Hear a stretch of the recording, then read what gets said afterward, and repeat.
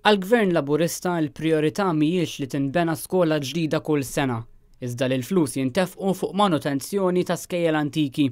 Dan ħareġ bl-aktar mod ċar waqt li l-Ministru tal-Edukazzjoni Evarist Bartolo kien qed jitkellem fuq il-programm TVAM meta ħarab milli jikkommetti ruħu l-Gvern Laburista jibni skola ġdida kull sena kif wiegħed li se jagħmel il-Partit Nazzjonalista u qal li l-prijorità hija l-manutenzjoni tal-iskejjel antiki u mhux il-bini ta' dawk ġodda. Għandna skejjel li jrid isir ħafna xogħol fihom u ilhom ma jsir xogħol fihom. Jiġifieri jiena kieku għandi 5 tfal ma nistax nonfoq il-flus fuq waħda biss. B'din id-dikjarazzjoni ta' Evarist Bartolo joħroġ ċar li l-Gvern mhux se jkun impenjat li jibni skola ġdida kull sena f'din il-leġislatura.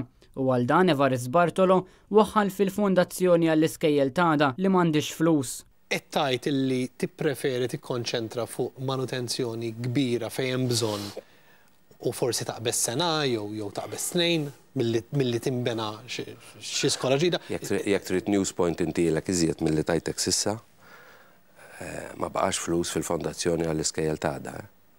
Jiġifieri hemmhekk iridu naraw kif il-flus li kienu ġew mislufa snin li għaddew għal programm ta' bini ta' skejjel ġodda u tiswijiet u refurbishment fl-iskejjel eżistenti.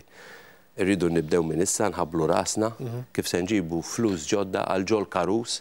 Minkejja li l-manifest tal-Partit Laburista jitkellem dwar bini ta' skejjel ġodda, il-kummenti ta' Evarist Bartolo jitfgħu dal ġdid fuq jekk il-Gvern Laburista u se jżomm din il-weda jew le.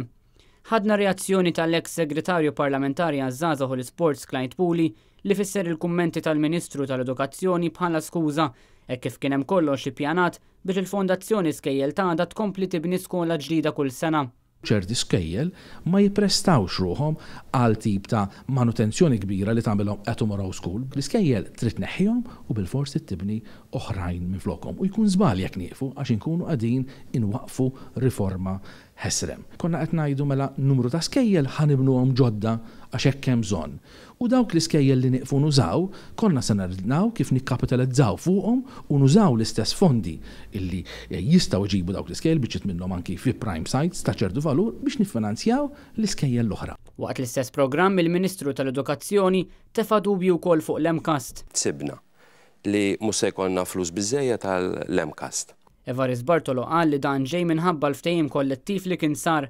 Madankollu l-kummenti tal-Ministru tal-Edukazzjoni dwar l-MCAST jitfa' dubji serji fuq jekk il-Gvern Laburista u x'kommess li jkompli bil-bini tal-kampus ġdid tal-MCAST, proġett li beda Gvern Nazzjonalista. Dan apparti ċaqliq li kellu jsir tal-Uffiċċju tad-Dipartiment tal-Eżamijiet minn ġol bini tal-Education fil-Furjana biex il-Ministru jkun jista' jmur jaħdem minn hemmhekk. Id-deċiżjoni li tieħdet tajjeb imma kellna nċaqalqu id-Dipartiment tal-Eżamijiet minn hemm u batnihom f'post fejn mhux daqshekk tajjeb daqs fejn kienu. Ġifieri dikha kienet riskju fi żmien meta qed isiru l-eżamijiet u meta jkunu se jibdew l-eżamijiet. Fl-aħħar jiem diversi studenti u ġenituri kkuntattjaw lil dan l-istazzjon u lmentaw li għadhom ma rċevewx l-informazzjoni neċessarja brabta mal-O levels li suppost se jibdew dalwaqt.